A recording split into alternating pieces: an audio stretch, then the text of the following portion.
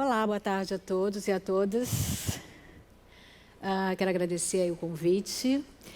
Hoje nós vamos falar aqui sobre música, esse momento disruptivo que começou aí no início do ano 2000. Para a gente entender um pouco, vamos falar sobre o mercado atual. Nós temos aí esse número no mercado no Brasil, em relação a 2018. Nós tivemos, pela primeira vez, desde o momento Napster, um crescimento de 15,4% no Brasil, enquanto no mundo inteiro o crescimento foi apenas de 9,7%. Nós ocupamos a 10ª posição no mercado. A gente está falando aí, obviamente, sobre o mercado de música. Desses 298 milhões, o mercado digital é a maior fatia. A outra fatia é a execução pública. Para quem não entende um pouco o que é isso, execução pública é aquilo que a gente chama direitos gerados por locais de frequência pública, em que o ECAD é o responsável pelo recolhimento. Vocês vão lembrar, quem já fez aqui festa de 15 anos, casamento, onde você tem que pagar uma taxa, um valor para o ECAD referente a direitos autorais. A receita hoje, no digital, em relação ao físico, está em 99%. Isso é uma taxa muito alta. Aqui, para a gente conhecer um pouco os formatos, falando sobre o formato digital. O streaming, que é o formato de serviços como Spotify, Deezer, Napster, que hoje ele ainda existe e é 100% legalizado, esse formato cresceu 46% em relação a 2017 para 2018. Nós tivemos uma queda de 39% no formato que seria download, aquele formato lá atrás da Apple, e formato também de mobile. O que é o formato mobile? O formato chamado ringback tone. Eu não sei se vocês são familiarizados com esse termo. É quando você liga para uma pessoa e você ouve uma musiquinha. Geralmente, pessoas que prestam serviço como pintura, uma classe C e D, digamos, usa mais esse serviço. Nós tivemos aí um aumento no digital de 38%, mesmo com a queda em download e mobile.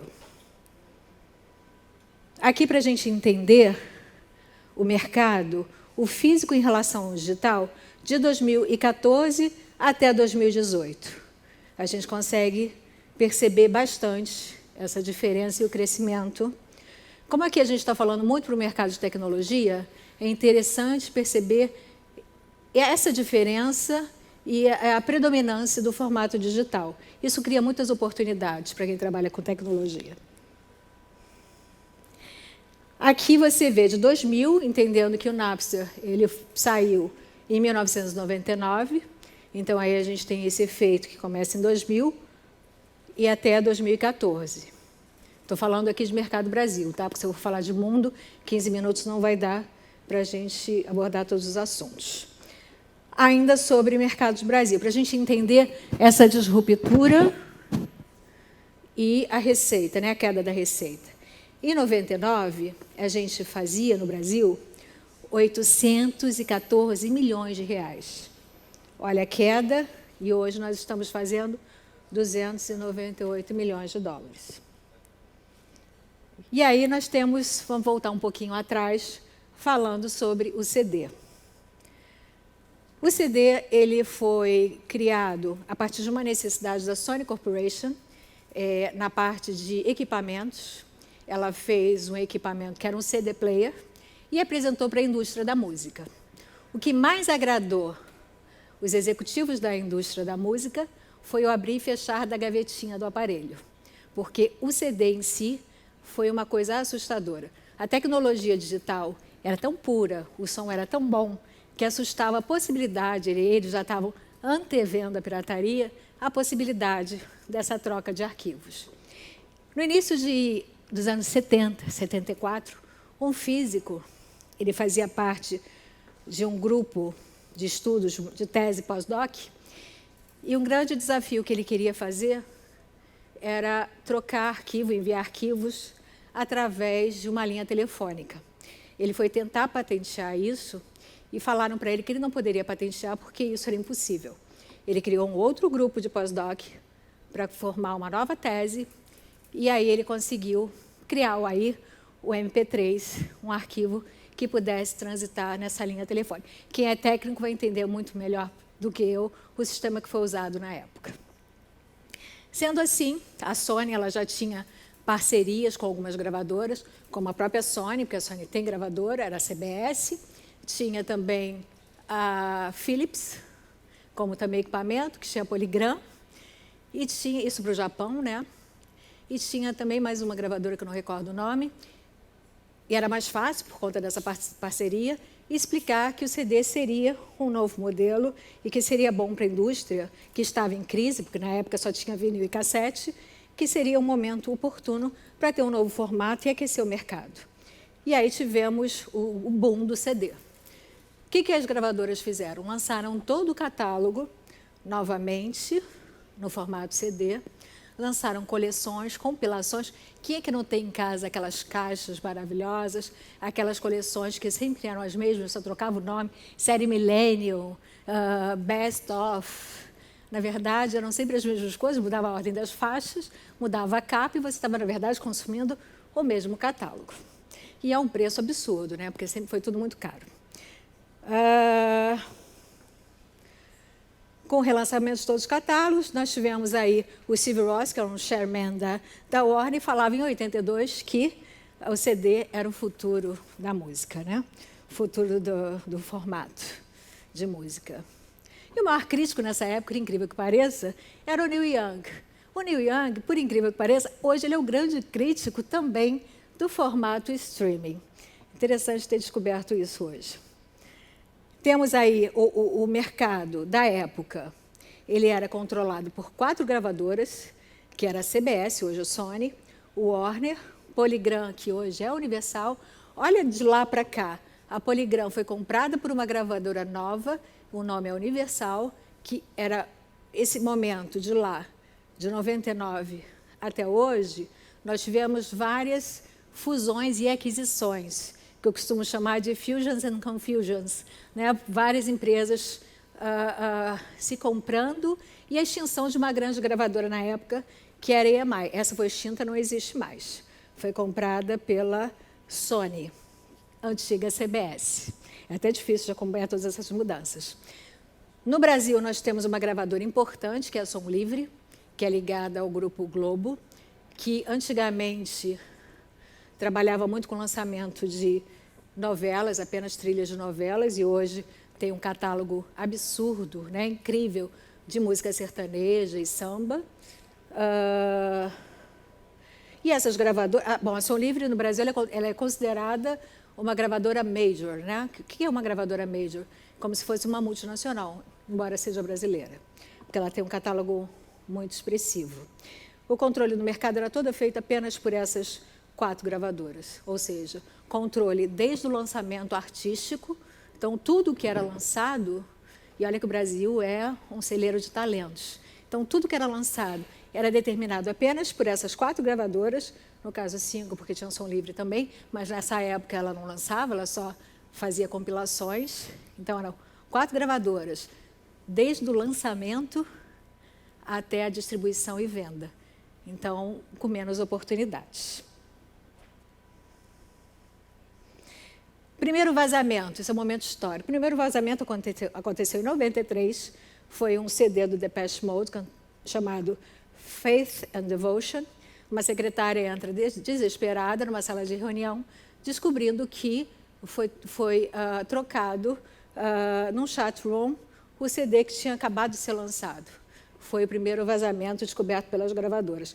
Na época, na verdade, eles não eram nem familiarizados com essa coisa do chat room, nem que seria possível a troca de arquivos. Licenciamento de conteúdo. Existem 2 formas hoje de você trabalhar conteúdo para uma empresa de tecnologia, seja ela qual for. Ou você tem ele licenciado, ou seja, com todas as autorizações das gravadoras, dos selos, dos artistas, com a parte autoral também, que são as editoras, autores, ou você lançar sem autorização nenhuma. Qual é o benefício? O benefício de ter tudo lançado é que quando você vai para o IPO, quando você vai para o mercado, né, para ter capital, você precisa da parte de compliance, então você precisa de ter todas as autorizações. Normalmente, todas as startups começam da parte errada, e depois é muito mais difícil você consertar. Nós temos aí 99 a Napster, que era o P2P, peer-to-peer, criada por dois meninos, enfim, 19 anos, num dormitório de uma universidade. O que é interessante é que, nesse momento, cria-se o conceito do free, da música como um commodity, como se a música fosse água, como se fosse conta de gás. Só que é impossível você comparar a criação com água, né? E hoje, o que nós temos... voltando, vamos falar aqui sobre esse momento. Falando sobre legalização de conteúdo. Aqui é o momento do eMúsica, a primeira empresa de venda de música digital no Brasil, na América Latina, na verdade. Só existiam 3 empresas no mundo.